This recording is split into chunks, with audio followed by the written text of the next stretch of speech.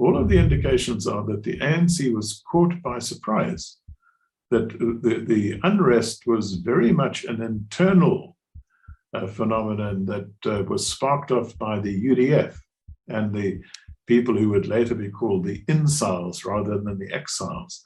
But the ANC was quite effective in parachuting in from above and taking over the revolution and converting the UDF into more or less a front organization.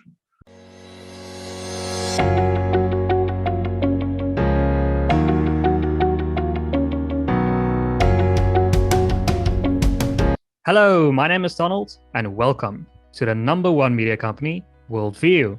At WorldView, we explore everyone's perspectives on all things that can broaden our worldview. Today, we're talking with Dave Stewart. Dave has served as the ambassador to the UN and the Director General and President FW de Klerk's office, where he was closely involved in South Africa's constitutional negotiations. He helped form the FW de Klerk Foundation and is now the foundation's chairman. He has authored numerous books, like South Africa, 20 Years Later, and The Last Track. Dave, welcome to the show. Thank you very much. So Dave, I think a lot of people obviously know who President FW de Klerk is, but I don't think a lot of people are aware of his history, who he was before he became the President of South Africa. Can you give us a bit of a background? Who was FW de Klerk, the man? FW de Klerk was born into a highly political family. His father was later the president of the Senate. He was a member of the cabinet of Prime Minister Stradom in the 50s and 60s. And he was the nephew of Jan Stradom, who was the Prime Minister. So the first thing was he was highly political. Secondly, he was born into a Dopper family. That is, he belonged to the Gereformeerde Church, which is the smallest of the three Dutch Reformed churches, but quite important in his formation. His grandfather was the first registrar of Potchefstroom University, which provided the theological school for the Gereformeerde Church. So those two factors are very important. He was a Dopper. His family came from Potchefstroom, and before that, Burgersdorp. And he came from a highly political family dedicated to the resuscitation of an Afrikaner republic. And before he became the president of South Africa, he was a prominent minister in P.W. Botha's government. How did he make that transition? Because a lot of people considered him to be part of the conservative wing. You can correct me if I'm wrong, but he was seen as part of the conservative wing of the National Party. Then he became president, and there was a transition to being a more quote unquote liberal person. How did he make that transition? Well, in fact, FW de Klerk was more of a centrist than a conservative. One must remember that when he was Minister of the Interior, of Home Affairs, it was he who repealed the Immorality Act and the Mixed Marriages Act. It was also FW de Klerk, when he was responsible for sport, who introduced interracial sport in South Africa for the first time. Also, when Treurnig and the right wing left the National Party, it was de Klerk who led the charge against him.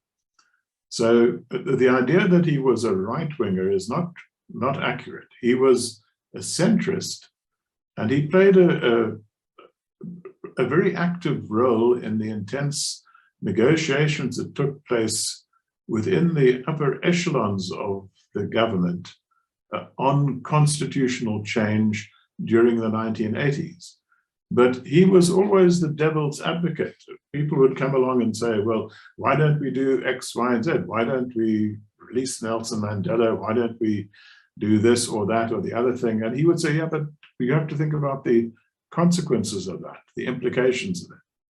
But what it did mean was that when P.W. Botha resigned as leader of the National Party, to everybody's great surprise, on the morning of the 2nd of February, 1989, the National Party caucus had to decide on a new leader straight away. They decided that instead of doing the kind of extensive leadership struggle that the Conservative Party in Britain is going through at the moment, they would, at the caucus meeting, where they were informed of P.W. Botha's resignation, they would choose a leader at that meeting. And there were a few candidates. There was Chris Heunis, who was the Minister of Constitutional Development, who had been P.W. Botha's right-hand man. There was Pik Botha, irrepressible. He was the verligte or liberal candidate. And there was Barend du Plessis, who had been the Minister of Finance. And the first person to fall out was Pik Botha. The next was Chris Heunis. Sorry, Dave, why do you think that is? Why do you think Pik Botha was the first to fall out? I think it was because he didn't have enough support within the caucus. He was very popular outside of the National Party sphere, but as a very active foreign minister, but he didn't have a lot of support within the caucus itself. And Chris Heunis then fell out, and it left two candidates, Barend du Plessis and FW de Klerk. And Barend du Plessis was seen as the more verligte of these two candidates. And in fact, FW de Klerk won by only 8 votes in the final runoff. What happened was that the caucus had sent a clear message to the new leadership that after many years of frustration under P.W. Botha, they wanted change. And so I think at one of the first caucus meetings, or maybe at that meeting itself, F.W. de Klerk said, the time has come for a quantum leap in politics. And the caucus shouted, "Spring, FW, spring," jump, FW, jump. And at what point did he finally realize, okay, we need to end this thing once and for all. We need to end apartheid? One must understand that this was a process. It wasn't that the National Party caucus woke up one morning and said, "Oh, it's all wrong. We've been on the wrong line. It's changed now completely." I think right from the beginning of P.W. Botha's presidency, there was an understanding that the National Party South Africa could not continue along the road that had been laid out by Hendrik Verwoerd and Vorster. This of separate development, this illusion that South Africa could be divided into 10 states, with the whites conveniently having 87% of the territory, that it just wasn't going to work. And so in one of the first major speeches that he delivered, P.W. Botha said in Uppington, I think in 1978 or 79, we must adapt or die. And he then introduced a very far-reaching program of reform. Because the first thing that reactionary governments do when confronted by the impossibility of their situation is to reform. And in the early years of the 1980s, more than 100 apartheid laws and measures were repealed, including some of the ones I've mentioned, the Immorality Act, the Mixed Marriages Act, most importantly, the pass laws in 1986, which had been one of the main sources of grievance for Black South Africans. But many of the other elements of apartheid, as we understood it, of segregation, rigid segregation, were beginning to erode. And they were beginning to erode not only because of the government's reform policies, but simply because South Africa was becoming more and more integrated economically during this period. There was, in fact, a huge shift in the socio-economic profile of South Africa between between 1970 and 1984, 85. In 1970, white South Africans still accounted for 72% of all disposable income. But by the beginning of the 80s, that was changing quite rapidly. And Black South Africans were moving into the economy at higher levels. Black kids were beginning to work as clerks in banks. And they were beginning to move into the cities, into the kind of jobs that they had not held before. And all this placed enormous pressure on the unsustainable system of segregation that the National Party had traditionally tried to impose. And very often the National Party's reform measures were just Parliament coming along and giving recognition, legal recognition to what was already happening by perfectly normal economic processes on the ground. So more and more, during the 80s, more and more Black South Africans were moving into so-called white areas. The government came along later and gave legal recognition to this. So it was a period of great ferment and change. And P.W. Botha then decided to address one of the points that Verwoerd and Foster had never addressed in their grand design, and that was the political role of coloureds and Indians. And they worked on a consociational model, a bit similar to that in Belgium. The Belgians have one parliament for the French-speaking Belgians, the Walloons, one for the Flemish Belgians in Flanders, and then a common parliament where national affairs are discussed.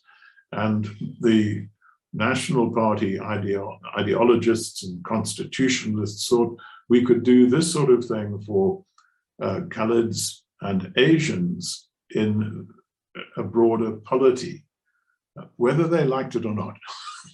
And it was very clear from the beginning that most of them didn't. They didn't want this.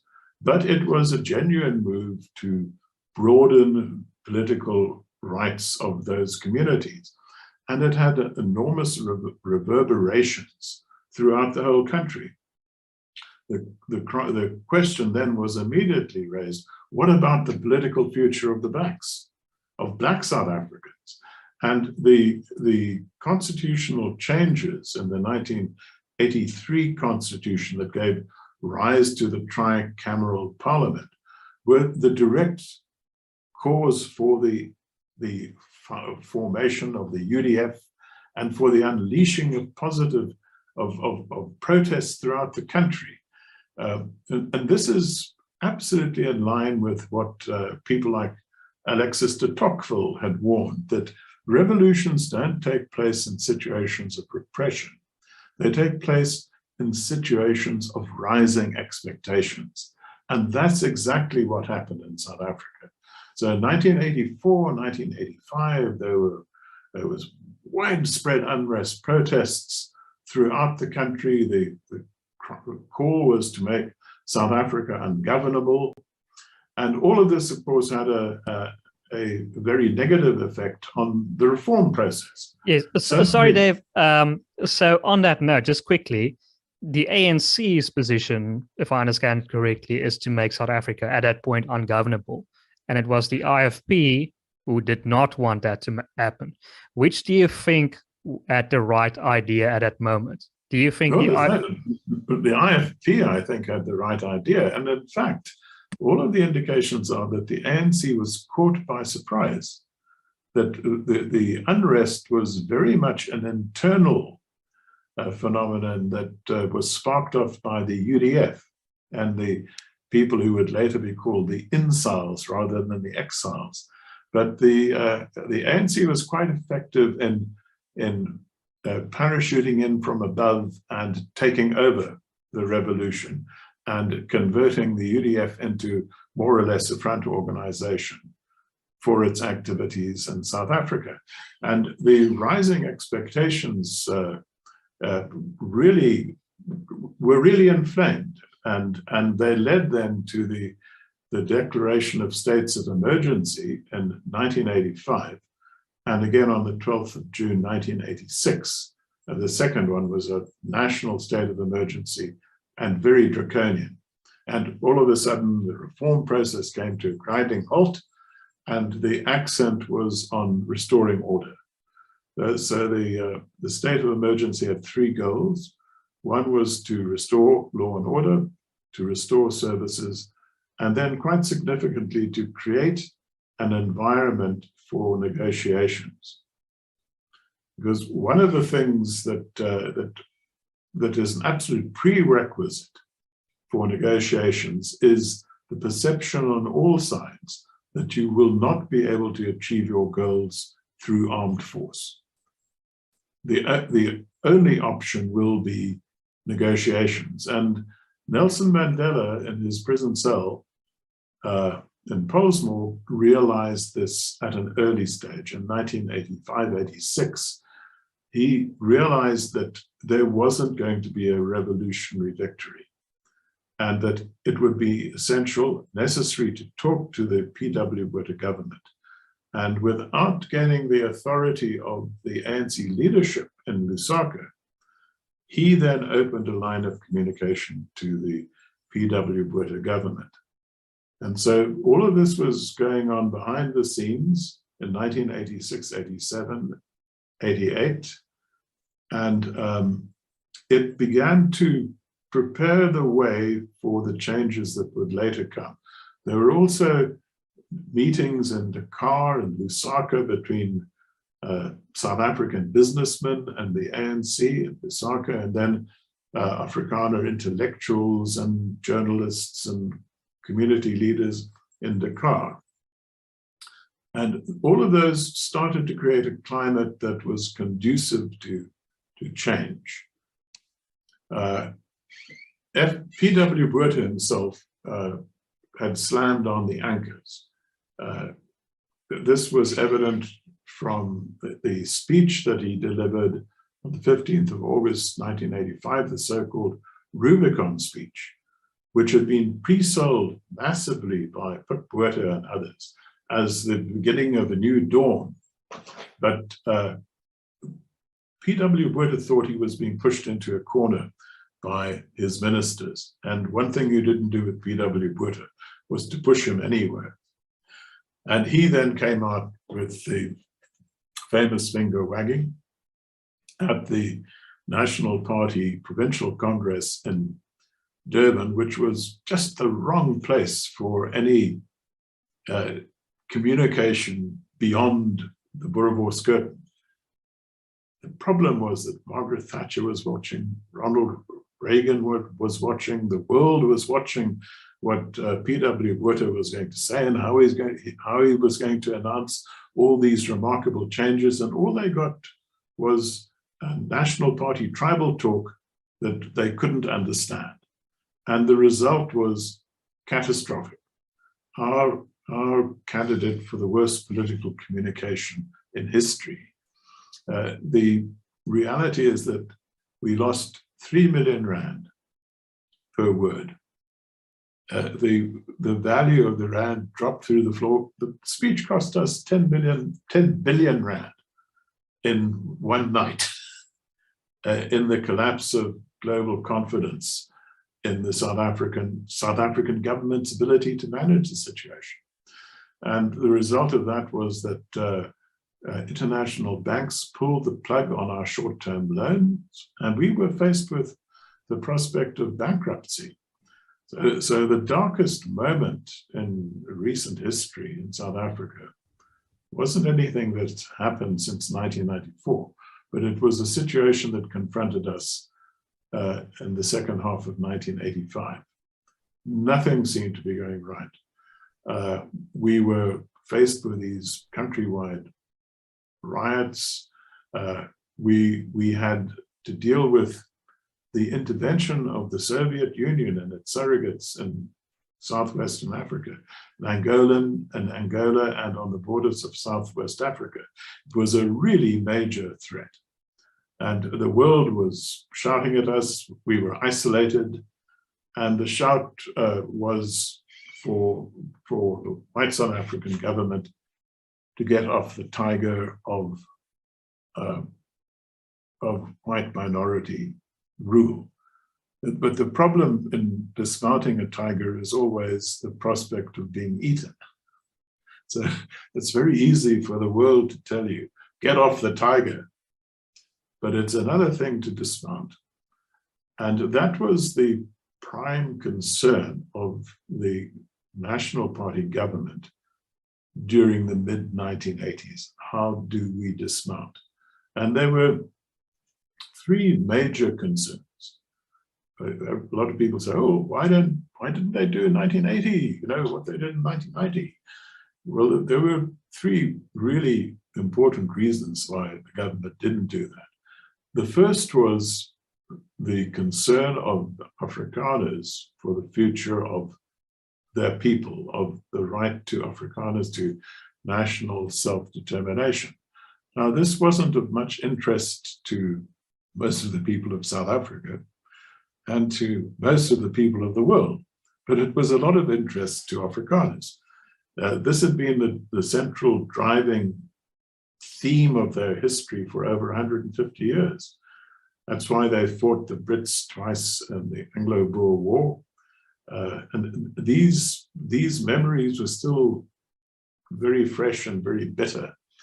And they thought, what happens to minorities? What happens to our people if we accept the world's demand for one man, one bird government? So that was the first threat, the first concern. And the second one was the very strong influence of the South African Communist Party within the ANC. One must remember that it was the South African Communist Party that drafted the Freedom Charter in 1955.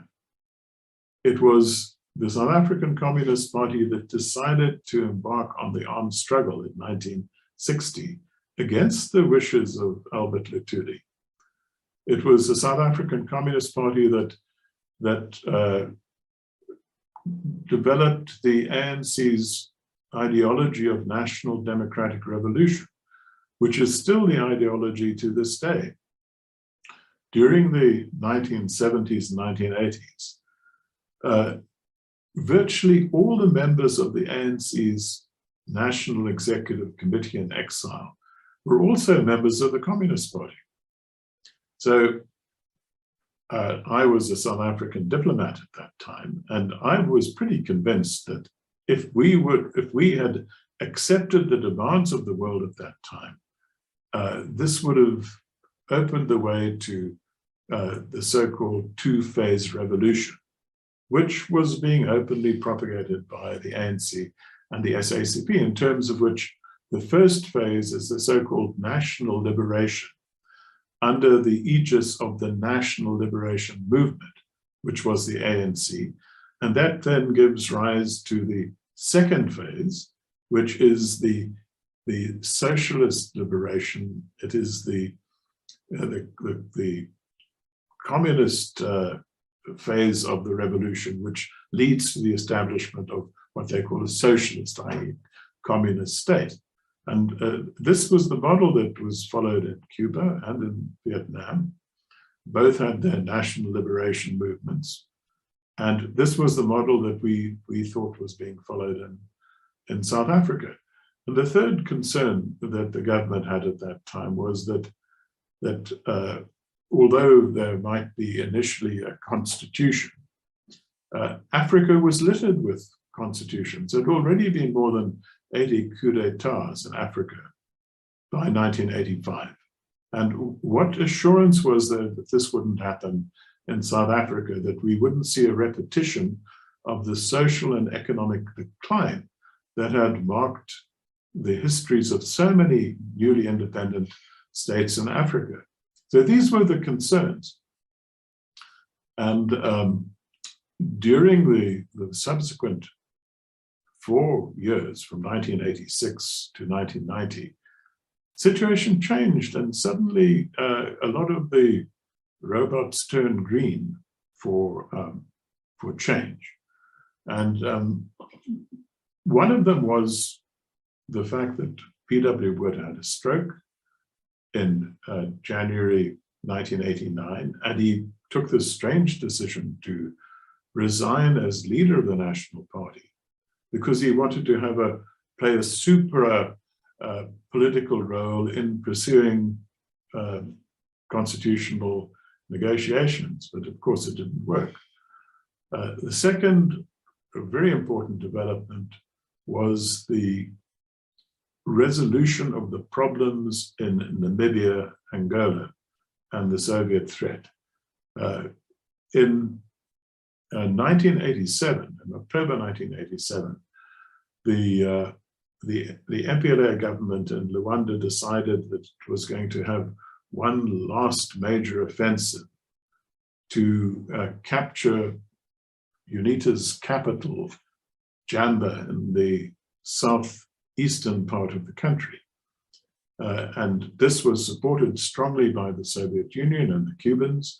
The Soviets had a couple of thousand advisors in Angola at the time and were spending an enormous amount of money, providing huge supplies of armaments and what have you.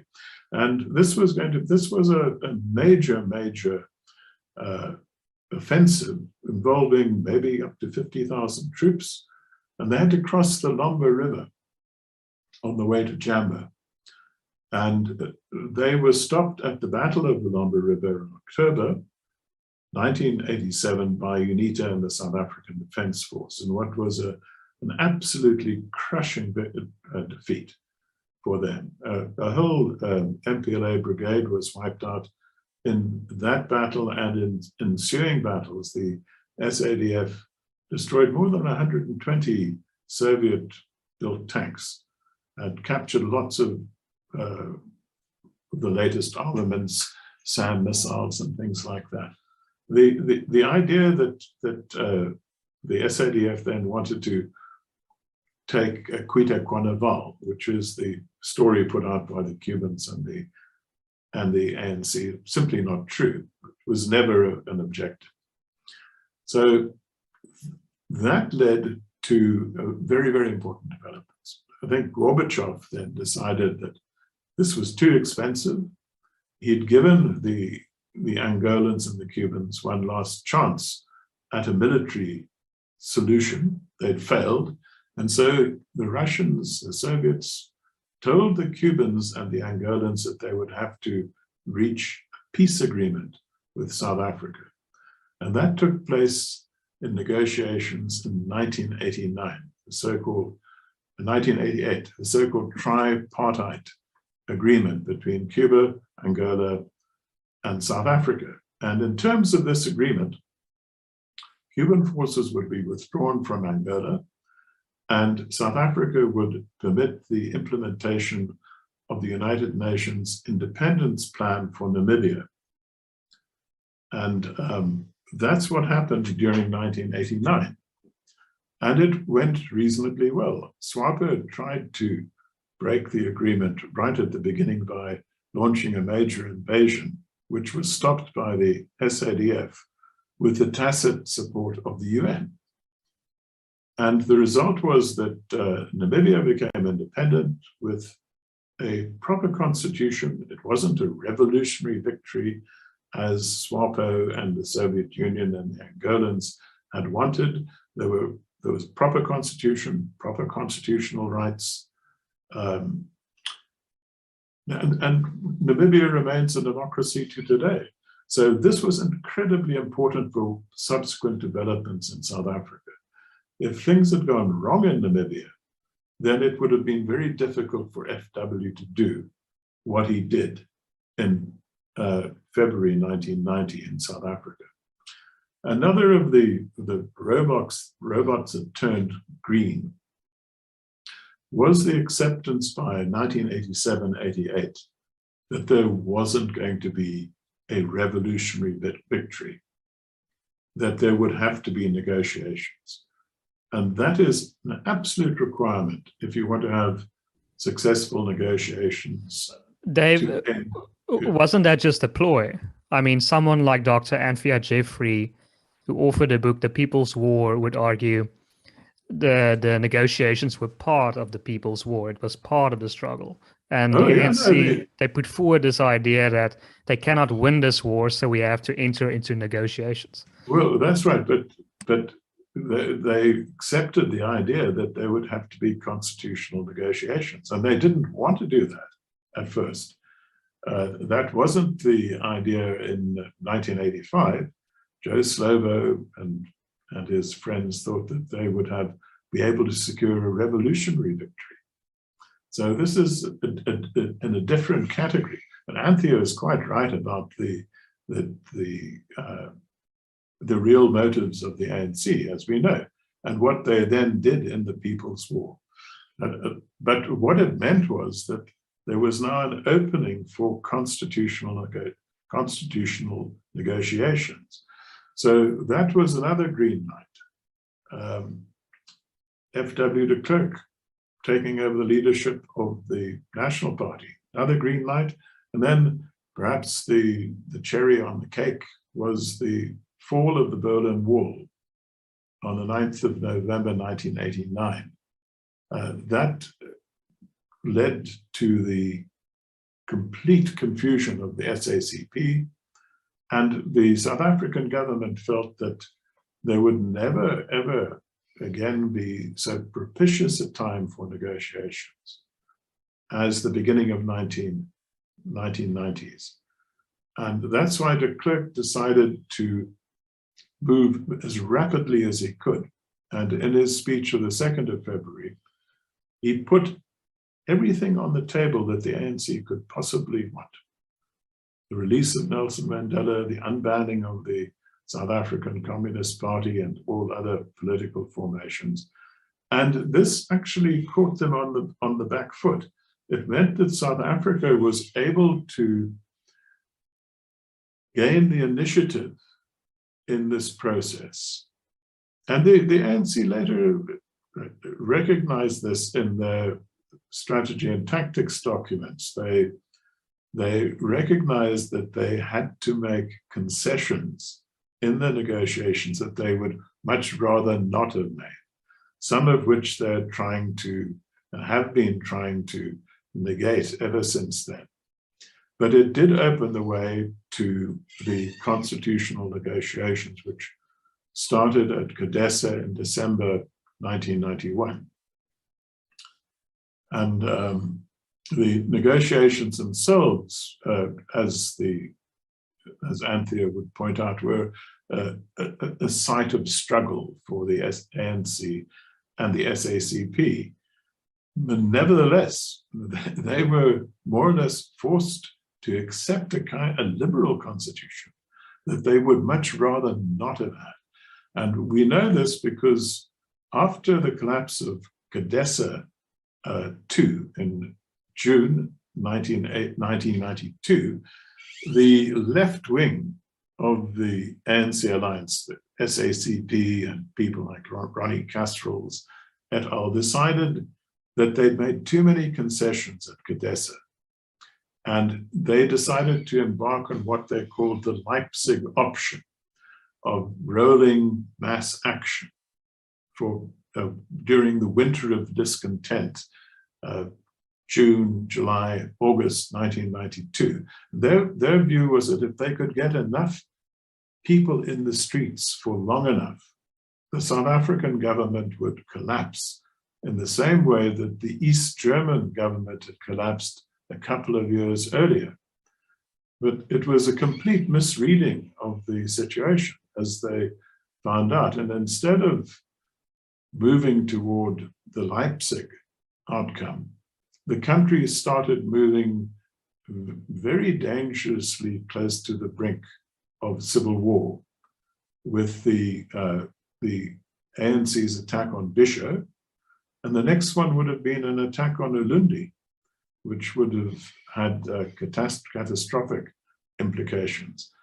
And it was after Bisho that I think that Nelson Mandela and perhaps the centrists regained control of the process and relaunched the negotiations after the Record of Understanding, which took place on the 26th of September, 1992. And that then brought the ANC back on board for the negotiations, but it immediately resulted in the IFP and various right-wing parties leaving the process. And they did that because they thought they hadn't been properly consulted about the contents of the Record of Understanding of the 26th of September. But in fact, they had been consulted, and they didn't return to the process until 8 days before the 1994 election. So then the negotiations continued, but they continued on the basis of the agreements that had already been reached at CODESA II. And in CODESA, and there were some very important principles that were signed, that the ANC signed off on at the Record of Understanding. And one was that the minority parties would be assured that there would be adequate constitutional safeguards in a final constitution. They adopted the idea of a two-phase process with an interim constitution that would include 35 immutable principles, which in itself constituted the framework for a full constitution. The idea was the ANC had demanded that the constitution must be adopted by duly elected majority of the people. But of course, the minority parties realized that that would be catastrophic for them because they would have no control of the process. Dave, why was it necessary to include the ANC in these negotiations at all? Why couldn't you have just excluded the ANC from the start, the ANC and the South African Communist Party? Well, the reason is that the reasons are that nobody would have accepted it. The fact is that opinion surveys that the government itself had commissioned, very large-scale opinion surveys in the 1980s, had shown that the ANC had support of at least 60% of the Black population. And it would have been completely unacceptable to the international community. So it wouldn't have solved anything. That was the kind of mistake that was made by Ian Smith in Rhodesia. He didn't want Mugabe in to start with. He thought he could do a deal with Bishop Muzorewa, and that didn't work. So for the process to have any legitimacy at all, you'd have to include people who were the real choice of the great majority of South Africans. But the important thing was to ensure that there would be a constitution that would safeguard the basic rights of all South Africans, including minorities. And as we know, since then, the ANC has eroded many, many important aspects of that constitution, particularly the foundational principle of non-racialism. But the constitution is still in place. And it's perhaps one of the last good things we have going for us. It is used regularly by NGOs, by South Africans who are claiming their constitutional rights, and more often than not, the courts support those who are claiming their rights against the wishes of the ANC. And the great thing so far is that the ANC has accepted the judgments of the courts and abides by them. And if it hadn't been for the Constitution and our relatively independent courts, Jacob Zuma wouldn't have been kicked out. The people who were out to control the states and to rob and loot would have won. It was a coalition of NGOs, investigative journalists, and the courts that brought about Zuma's fall. So despite all of its weak shortcomings, the Constitution is still in place and still provides us with one of the best assurances for the future. The real challenge to South Africans is to stand by the Constitution and demand our rights in terms of it, and to keep the moral high ground that the Constitution provides for us. So those are the reasons why the ANC and the SACP had to be brought on board. There was simply no alternative. But Anthea Jeffrey would argue that it was Inkatha that enjoyed the largest support, the most support of Black South Africans, and then the ANC was largely. I don't think Anthea would. I know her quite well, and she's a wonderful person, and one of the great scholars of this period. But the IFP never had more than 11% support, 12%. The surveys that we did from 1986 onward actually gave the IFP higher support than most of the surveys conducted at that time, because our surveys were done on a door-to-door basis, not by telephone. And the definition of an Inkatha supporter in 1986 was somebody who didn't have a telephone.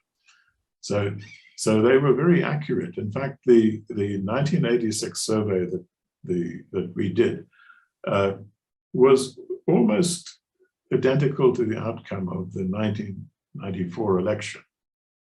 It was very, very interesting because the politician who had the greatest support was Nelson Mandela, with support of about 64, 65%, ahead of the ANC, which was about 60%. The politician who had the second most support among Black South Africans was Mangosuthu Buthelezi, who had about 12, 13% support. And the politician who had the third most support was PW Botha among Black South Africans, with 9% of the support.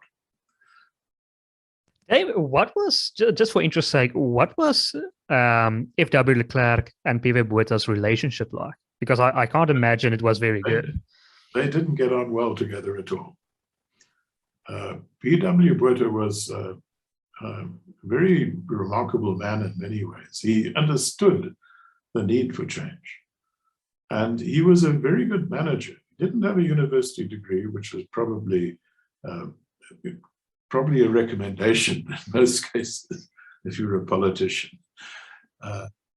But he was a very good organizer. He organized the state so that it was able to deal with this overwhelming onslaught against South Africa from the end of the 1970s onward. So we had a very effective defense force. We had a very effective response to the revolutionary threat through the joint management system, which meant that throughout the country there were joint management committees, which were generally dominated by the defense force. But civilian ministers in the government resented this. They didn't like to take orders from soldiers and policemen. And FW de Klerk in particular resented it.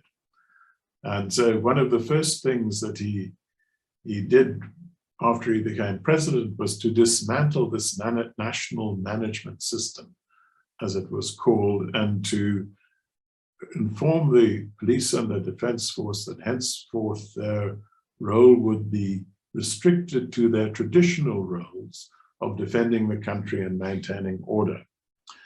And that was also very controversial. And that's why de Klerk didn't have a good relationship with the defense force and the security apparatus, and with his predecessor, FW Botha.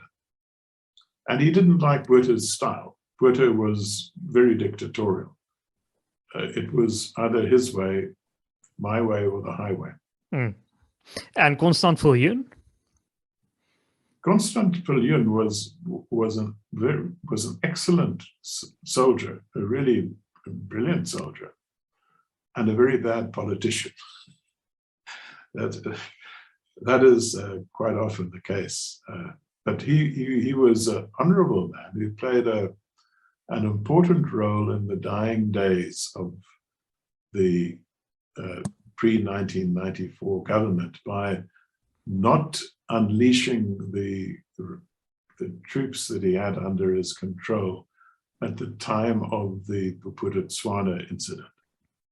He could have seriously upset the apple cart at that stage, but he chose not to. Well, I'm talking specifically their relationship, FW de Klerk and Constant Viljoen's relationship. Yeah, I think their relationship was okay, but once again, Constant Viljoen, as a military man, would have had great reservations about de Klerk as a civilian, and that was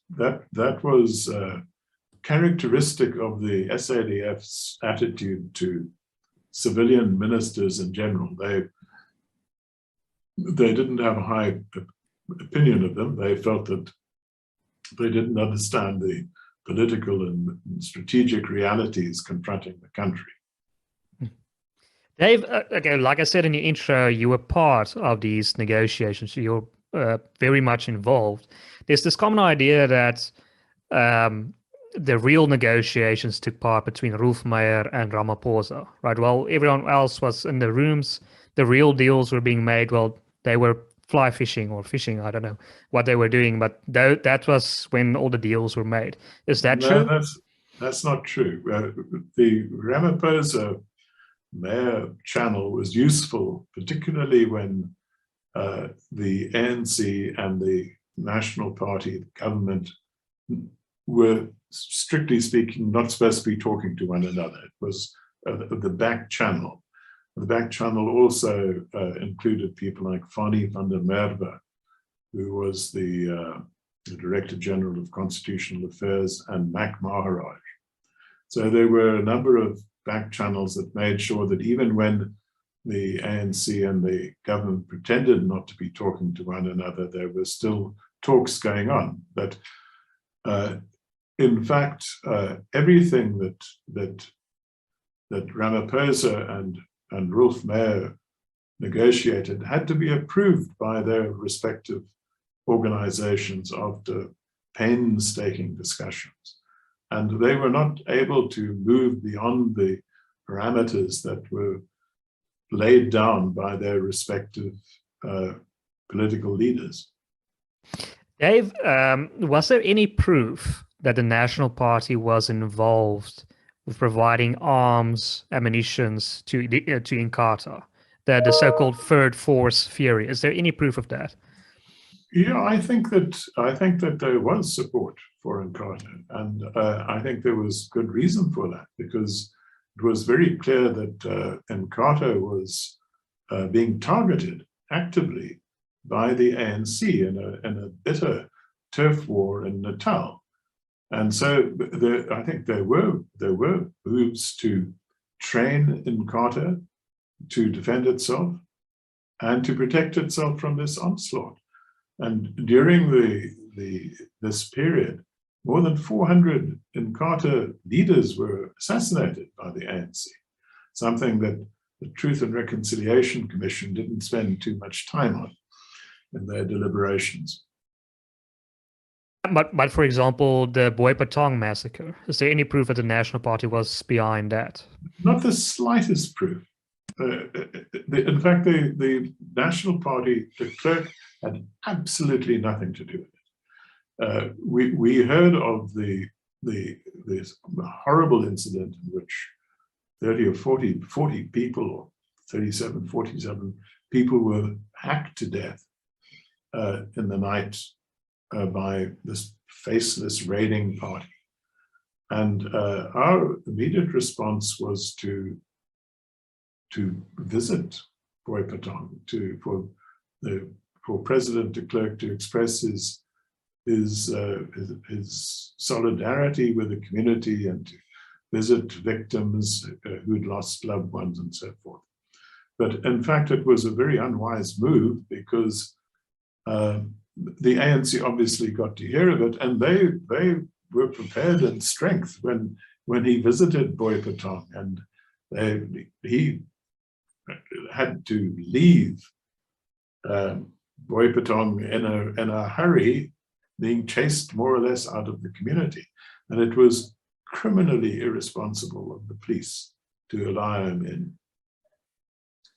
In fact, one of the police generals who was in the car following de Klerk said, "No kan I sien hoe lyk sy nuwe Suid-Afrika." And obviously, Boy Patong was very important because after that, the negotiations restarted. Do you think the Boy Patong was pivotal in the start of negotiations again? No. It was when the ANC decided to end negotiations. Oh, yes, of course. Sorry, yes, you're right. That was the excuse that they used to end negotiations.